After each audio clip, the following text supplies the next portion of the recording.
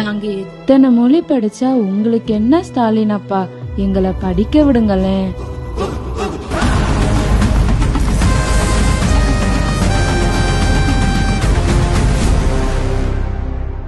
ஒரு குடிகார அப்பன் எப்படி பூரா காசையும் சாராயத்துல அழிச்சு புள்ளக்குட்டிகளை நடு தெருவுல நிறுத்துவானோ, அதே மாதிரி உங்க மொத்த கவனத்தையும் டாஸ்மாக் பக்கம் திருப்பி அரசு பள்ளிகளை அனாதை ஆக்கிட்டீங்க. முக்காவாசி கவர்மெண்ட் ஸ்கூல்ல அங்கங்க ஒழுகுது, சத்துணவு சோறு நாறுது, பாத்ரூம் வந்தா கம்மாய்க்கு போகணும், காலங்காலமா 2 மொழி கூட நாங்க மட்டும் குண்டு சட்டியில குதிரை ஓட்டணும். அடுத்த வீட்டு அக்கா ஏதேதோ மொழி பேசுது, எப்படின்னு கேட்டா எல்லாம் காசுதான்னு சொல்லுது.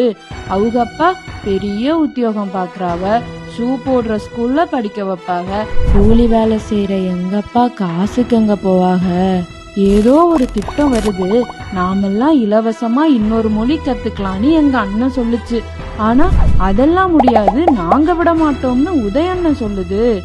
இது எந்த ஊரு நியாயம்?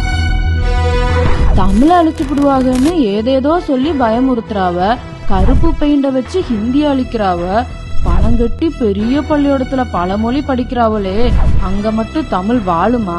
கருப்பு மைய கையில பிடிச்சு அங்கதானே இவங்க முதல்ல போயிருக்கணும். தமிழ் விழித்தது பிழைத்ததுன்னு சொல்ற நீங்க உங்க வீட்டு பிள்ளைகளை 2 மொழி சொல்லி கொடுக்கற அரசாங்க பள்ளியிலையா படிக்க வச்சீங்க? எல்லாருக்கும் அப்பா அப்பான்னு சொல்லிட்டு நீங்க ஒரு கண்ணுக்கு வெண்ணெயையும் இன்னொரு கண்ணுக்கு சுண்ணாம்பும் வைக்கலாமா?